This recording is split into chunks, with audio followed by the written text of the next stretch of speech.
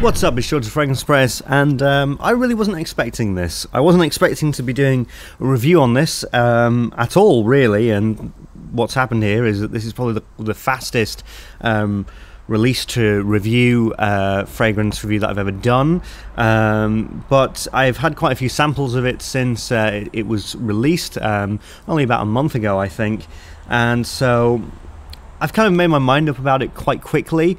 There's still a few things that I'm uncertain about, but that kind of adds to it, and there's a few things that I want to talk about with this release because it's challenged me, it's intrigued me, it's piqued my interest. It is by no way a perfect fragrance or even a great one, really, but there's something about it that has made me want to talk about it, really, and I'll get into that. So this is a very, very recent release, and that's not usually the audience or demographic that I go for, so I understand that there are going to be a lot of people who are just kind of casual viewers, just wanting to know just my thoughts on it. So I'm going to be polite, I'm going to be civil, and give you a sort of just an easy lowdown on it. This is a really nice, pleasant fragrance from review. It's nothing completely unusual, but it's sweet. It has a bit of smoke, actually, which is kind of unusual for more mainstream fragrances, but it's quite easily wearable. If you're looking for something that is quite heavy, or to go to a club or a nightclub, don't bother with this because the performance absolutely sucks. But if you like the smell of this, but you want something that's a bit more bombastic, a bit more louder, should we say, I would highly recommend Versace Eros, which is kind of similar to this fragrance, but a lot more louder and performs a lot better. The only issue that I have with Versace Eros is it has this kind of like burnt, sugary vibe, like it's been overcooked, which this doesn't have. This is a lot more balanced. If you're just looking for a brand new release, or you're looking to buy a gift for somebody, a guy, and you want something that's brand new, that's exciting, that's popular, fine, nothing wrong with it, go for it. So, for my sort of more regular kind of demographic, you know that I like to get very in-depth and really go into detail with how I feel about this, but let's start with the presentation. The presentation of this is kind of indicative to kind of what this is, in a way, which is it's a hodgepodge of ideas correlated into one single Frankenstein's monster of a fragrance. But I kind of like it. I really like the box. The box is absolutely standout. This is actual velvet, well, probably fake velvet, but that feels legit and real. Awesome, really cool box. I like the gold on blue kind of deal that they've got going. Of course, the black to blue to white gradient reminds me very much of my most favourite fragrance of all time, and that is Dior Sauvage. I think I gave that a 10 out of 10. I don't know if that was me or Drakdoc, actually. I can never remember. No, for real. This is quite obviously inspired by Christian Dior Sauvage. It's kind of cool. The only thing is that the opener is cool, but it's really clunky and really not good when it comes to trying to spray it. It's a little bit impractical, actually, and if you try to spray it off, you might be spraying into the cap or things like that, so that's actually really quite bad. But this really saves it, the box saves it, and the bottle, it's a cool bottle, I like it. I'm happy to give the presentation a 3 out of 5. It's another wacky thing from Paco Rabanne, and I appreciate what they've done. I can be seen as a little bit of a heartless bastard when it comes to reviewing fragrances, especially those that I do not like. And I'm fine with having that moniker, and sometimes I'm actually quite proud of it. You know, why should I or any reviewer censor how they truly feel about a fragrance or whatever it is that they're reviewing? The main emotion that I feel with the scent of this fragrance is sympathy. I feel bad for this fragrance because I truly feel that there's a lot of ideas, there's a lot of stuff going on, there's a lot of suggestions, and it's kind of been put into one thing, and it's kind of become a little bit of a mess. And it could have had the potential to be a real big hit. I'm talking a massive, massive hit. But the problems that I'm going to discuss with the scent and the fact that the performance, well, that's a whole different section of this video, but there's a lot of difficulties, there's a lot of challenges that this fragrance really has up against it. With a lot of these designer fragrances, I don't even bother. I think the phrase is shooting ducks in a barrel, you know, because it would just be too easy. There's a lot of shit out there. and I just don't bother reviewing them, because then it would just be constantly negative reviews, and I just don't bother with that. I try to keep my distance. I was confused by it, really. I thought, God, I do like this, but I don't know. I shouldn't. What's going on? And what I realised is that this reminds me of two very distinct things. All right, and you look at the packaging, and you look at the whole marketing campaign for this, and the freaking description of it, and it's pure excess, man. It's just pure, like, luxury, and it's all that pure sex and desire and all this kind of stuff. And I smell that, and I smell this, and I think, no, it's not. It's got nothing to do with that. I don't get any of those connotations. This reminds me of two very specific things. The first one is eating a bowl of fruit and fibre cereal. No joke. I don't know if you have that where you are, wherever you're watching, but in the UK, we have a cereal called Fruit and Fibre, which is this kind of like bran flakes cereal with raisins and a bit of banana, you know, a bit of a dried fruit thing. So it reminds me of that. It reminds me of eating a nice bowl of that with the sweetness and with this real sort of bran flaky, cereally smell, along with a bit of milk. The second thing that this distinctly reminds me of is sitting by a campfire as it's going out with my friends, right? And, you know, you get the bit of the smoke from the wood as it's dying down, and, you know, that kind of, like, heavy kind of woody smell. So, yes, this fragrance, Paco Rabanne Pure Excess, reminds me of being sat at a campfire with my friends on a coldish night, eating cereal.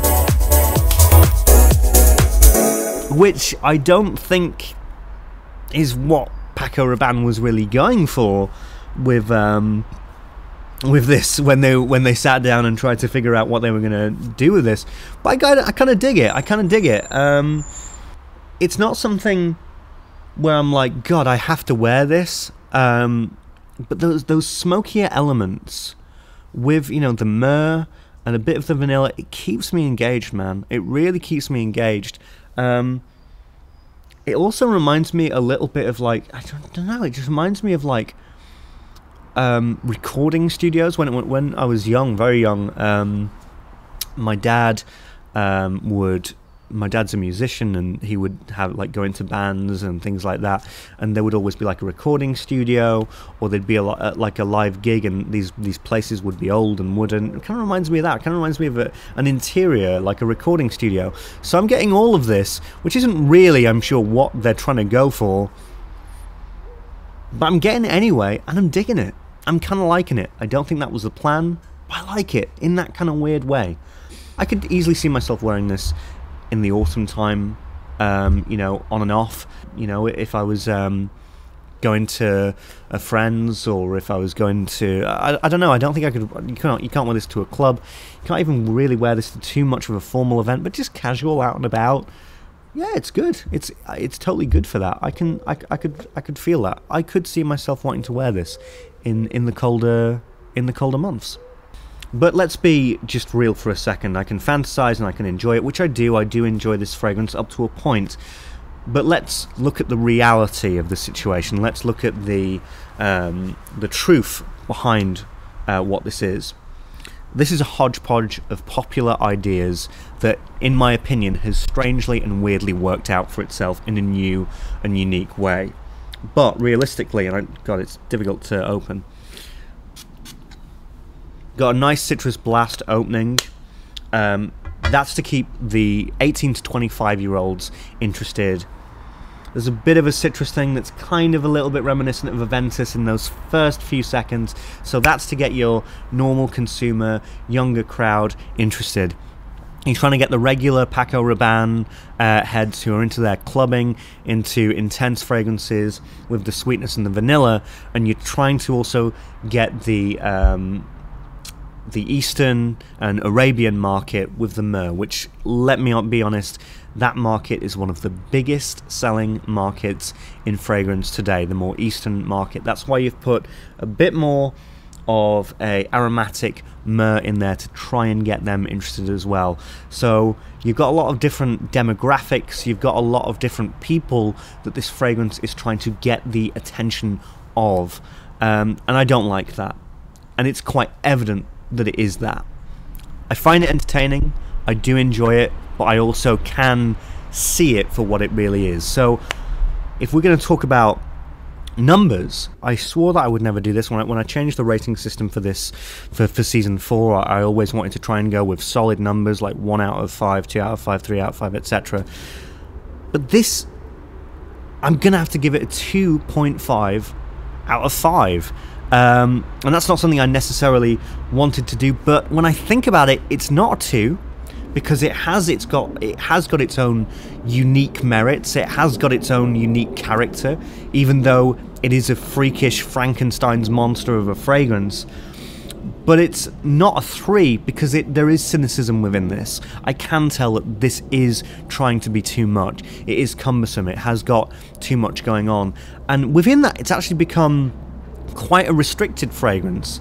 I can only see myself wearing this at certain times, because it actually has got a bit too much going on. It is a little bit impractical in that respect, but it is unique. It is interesting, and although I have compared it to Versace Eros, which it is similar to, it's dustier, it's weirder, it's more like a more aromatic variation of it, and it has got its own character. So it's not a 2 out of 5, but it's certainly not a 3 out of 5. It's a 2.5 out of 5 from this reviewer. However, whatever love, enjoyment, fun, and levity that I can get from this fragrance is absolutely stopped, halted by its absolute lack of performance. The performance here is abysmal, especially for Paco Rabanne. Paco Rabanne are both lauded and hated for the gargantuan strength that their fragrances can put out, both in projection and longevity. But this is an absolute disappointment. This is where the fragrance does kind of fall flat on its face. Projection is a 2 out of 5. It doesn't even try. It becomes a skin scent almost instantaneously. I get maybe 20 minutes, half an hour, where I get a scent cloud, but then it just becomes a skin scent. What world are we living in when Paco Rabanne are making skin scents? You know, what is going on? Absolutely crazy. So that's very, very disappointing. But if you put it in the context of where I'm putting it perceiving it as this weird kind of unusual, like comfortable niche indie kind of fragrance, if an indie house released this, it would have probably got a lot more praise. Like, honestly, if it was like this weird kind of indie house, I don't know, like freaking, if Kerosene had released this shit, or I don't know, not Slumber House, it'd have to be a lot louder, but if Kerosene or West Third Brand had released this, and it could be seen in that context, it would have actually done pretty well for itself. You know, people would have enjoyed it. Oh yes, it's quite mysterious and smoky and weird and strange, and it's subtle, very subtle. But Paco Rabanne have released it, and people expect what they expect from Paco Rabanne, and that's why it's getting absolutely destroyed on Fragrantica. But yeah, projection 2 out of 5 doesn't even try. It's ridiculous. It's not happening. Longevity is a bit better. It's 3 out of 5. I get about 6 to 8 hours, but it's 6 to 8 hours of a skin scent, you know, and that's not good enough when it comes to Paco Rabanne. My overall rating is this fragrance is so bizarre, so unusual. I do like it. I'm gonna flat out say that I do like it. I don't love it. I don't think it's the best thing ever. It won't be making it onto my full list. It will probably be forgotten about, but I've got some enjoyment out of it, and that's the main thing. I would highly recommend that you go check it out just to get your perspective on it. Some of you will absolutely dismiss it, hate it, and that's completely fair enough. But I know that some people will smell this and enjoy it and like it, and maybe see it in a similar respect to the way that I do, as a very unusual, comfortable, smoky fragrance that has a bit of atmosphere, even if that might not have been quite intentional. So I'm going to, overall, because of the performance and because of the things that I've already said, I'm going to give it 2 out of 5 overall, ladies and gentlemen. But I will say that if the performance had been beastly, if the volume had been turned up on it, I could have seen this going for a 3, but it isn't, and it's not. It's a 2 out of 5 overall. Anyway, I'm the Fragrance Apprentice. Hope you got the information that you wanted, and if you see it in store, go and see what you think of it. Until I see you next week, I'm the Fragrance Apprentice, and I'm out.